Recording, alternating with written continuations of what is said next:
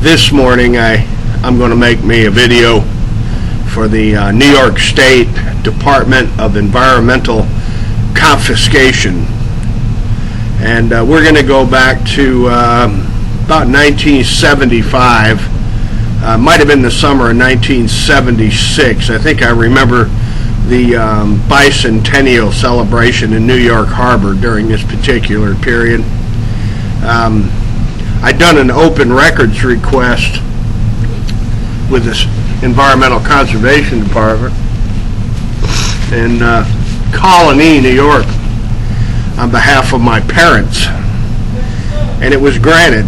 This open records request to the Department of Environmental Confiscation of the state of New York was granted, so I traveled from Lake George to Colony, some 55, 60 miles, and went up to the office to see the attorney, and he took me down the hall to a room full of filing cabinets, and he went over to a filing cabinet, and he got two big old thick files on my parents out of the filing cabinet. These files were probably, I don't know, 1.5 inches thick. And he set me down at a table across from the filing cabinets and told me if I needed any copies to come down the hall, and he'd make copies for me. So when I began, I had just begun looking into this dossier, this investigative file on my parents and our property at Harris Bay, the 600-acre marina that the Conservation Department stole from my parents later on after my father lost everything. Well, I was sitting there, and I had just started to look into this dossier, and this guy in a green Oxford shirt and slacks comes in the room from the opposite end of the hallway from the lawyer's office, out of the Enforcement Division office for the New York State Conservation Rangers.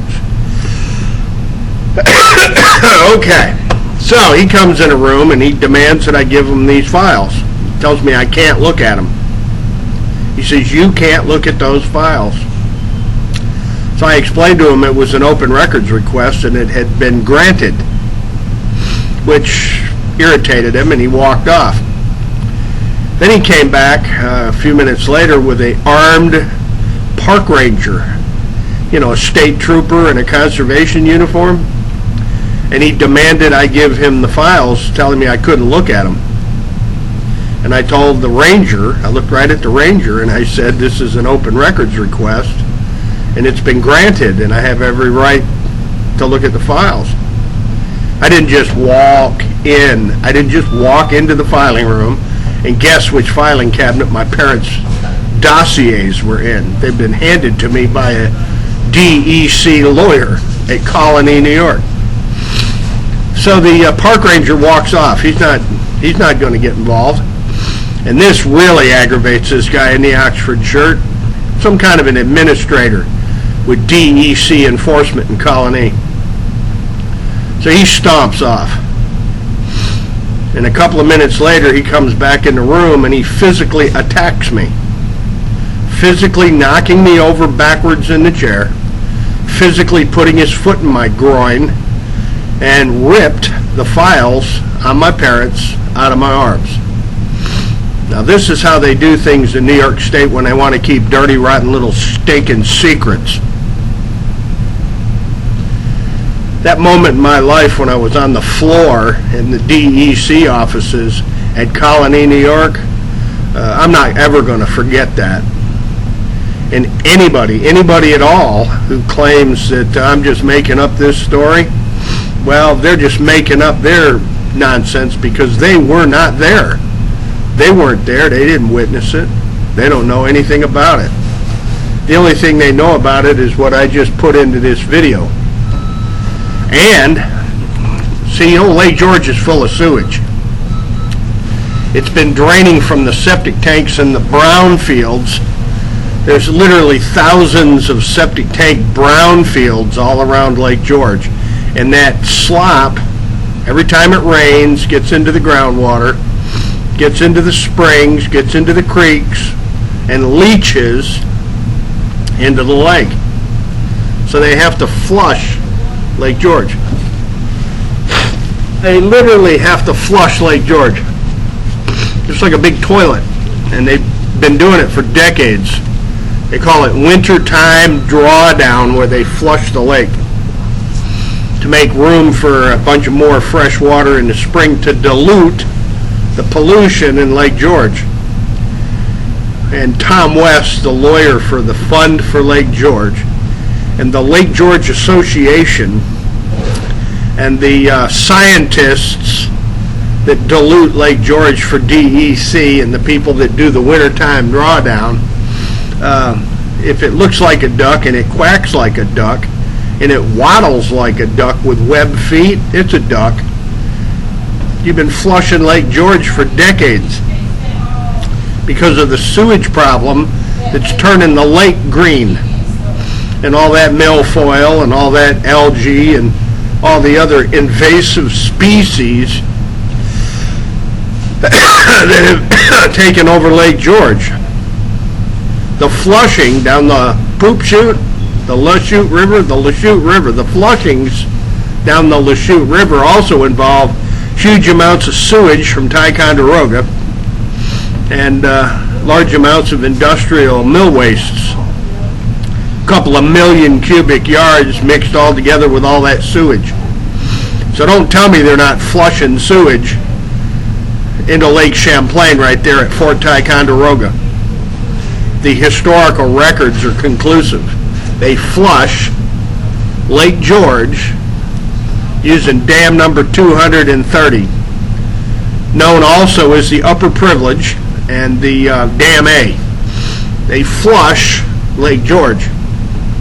So this is my challenge to the Albany Times-Union there, and the Troy Record, and the Glens Falls Post-Star, and the Adirondack Almanac, and the North Country Gazette, and all the other glossy environmental magazines that they publish all over the Adirondack Park.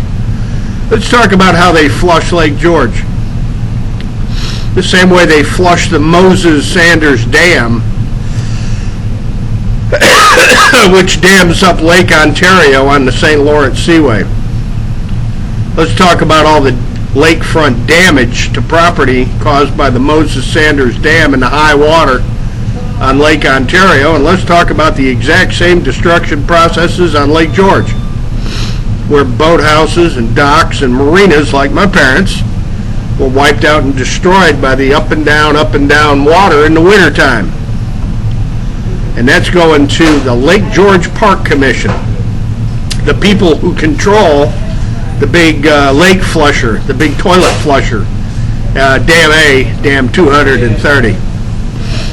So to anybody who thinks that I'm making up this story, let's ask a question. How did 2 million cubic yards of sewage, all mixed together with mill wastes, wind up on the bottom of Lake Champlain in front of Fort Ticonderoga? How did that happen? Roger Smith, David Wick, Daniel Steck of Old Assembly Point, with Betty Little.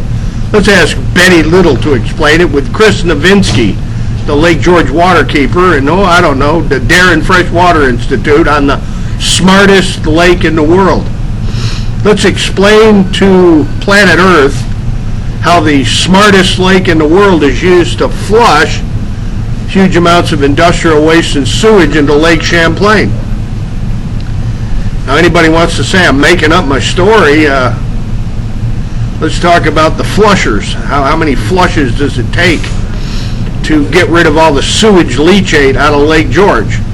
Attorney Tom West. Used to water ski with Tom West over on Dunham's Bay, so, Tom, you know exactly who this is. The Pencils from George Pencils, Boats by George, and John Matthews. I heard John Matthews passed away here last year. I used to like John. I worked with John many years ago. The Castaway Marina, I worked with John Matthews for years. I worked for the Hendersons. I used to work for the Alexis over at Dunham's Bay Lodge. let's see, I can name names all day long, from Frank Boucher, the LaFond brothers, and I don't know, McLaughlin's, Elger Mason. I used to work for all of them too. And my parents, the developers and the founding family of the Swamp Marina there on Harris Bay, East Shores Harbor. The marina that was destroyed year after year after year during these lake flushing operations. Basil Sagos, Andrew Cuomo, Dan Steck, Betty Little, Warren County Board of Supervisors. You want to talk about all that sewage and mill waste flushed to the front of Fort Ticonderoga? Let's get the, the Environmental Protection Agency, the U.S. Army Corps of Engineers. We can get all kind of newspaper news media, and we can talk about that giant mess on the bottom of Lake Champlain, where the village town of Ticonderoga, for many decades, a couple of centuries actually, flushed all their sewage there in the front of Fort Ticonderoga. Anybody want to question my story now? Let's talk about that Dam 230, Stetson Engineering, and the Army Corps of Engineers inspections of the flusher works. And that's going to the Adirondack 76ers, or 46ers, I guess they call it, the Adirondack 46ers, and the Adirondack Park Agency, and the Lake George, what do they call that, Land Commission. The Lake George Land Commission, Lake George Park Commission, Association for Lake George, DEC, all the village mayors all over the lake, the attorneys that work for Essex County, the health department, Essex County, Dan Tedford. Come on, Dan Tedford, let's talk about how they flush all of Ticonderoga's sewage into Lake Champlain. Dan Tedford, Saranac Lake Health Department for state of New York. Washington County, they got materials and records on this, and so does Warren County. And we can get Ellen Apperson Brown, and every other environmentalist and historian that's ever lived on Lake George. Let's talk about the toilet flusher works. Tom West of Fund for Lake George. Let's talk about that toilet flusher works.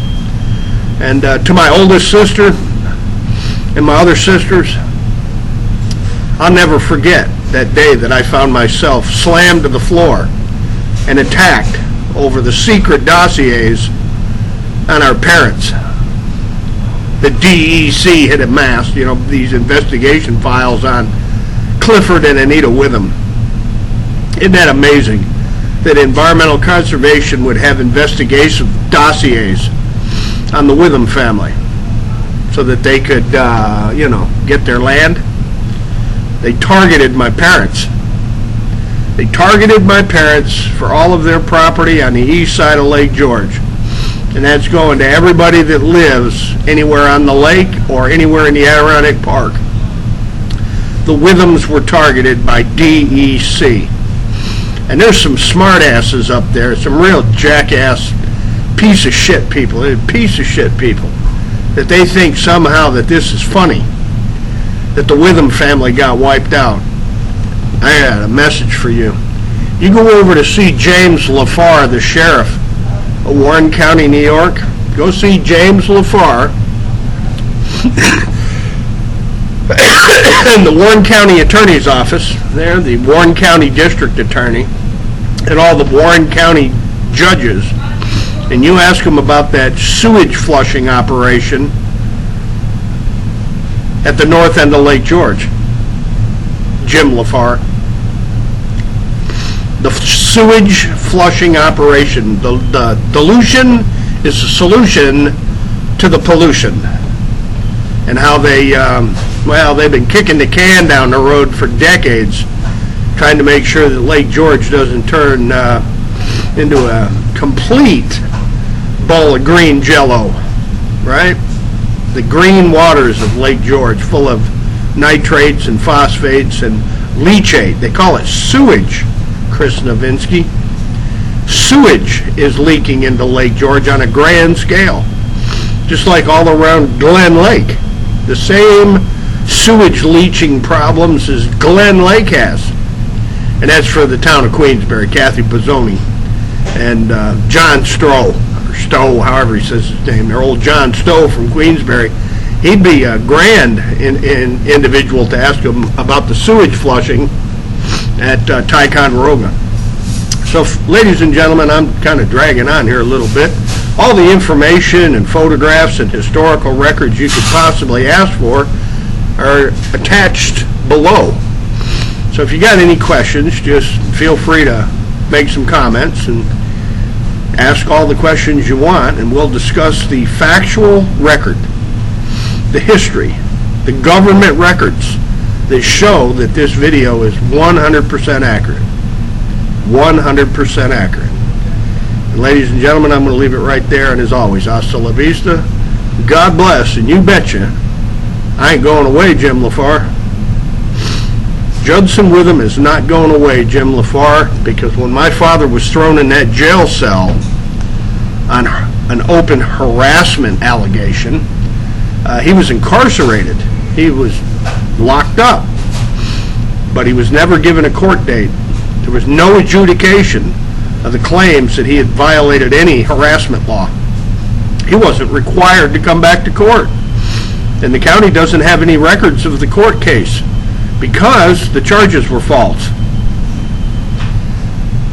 How about that, Jim LaFar? My father was falsely arrested when they were stealing his property. Isn't that amazing? How the Glens Falls National Bank, Glens Falls First National, Arrow Financial Corporation, you know, Robert Stewart and Richard Bartlett, who wound up with my parents' property. Ain't that fascinating? Richard Bartlett, Robert Stewart, and the Glens Falls banks, Arrow Financial. Isn't that just fascinating? Ladies and gentlemen, good day.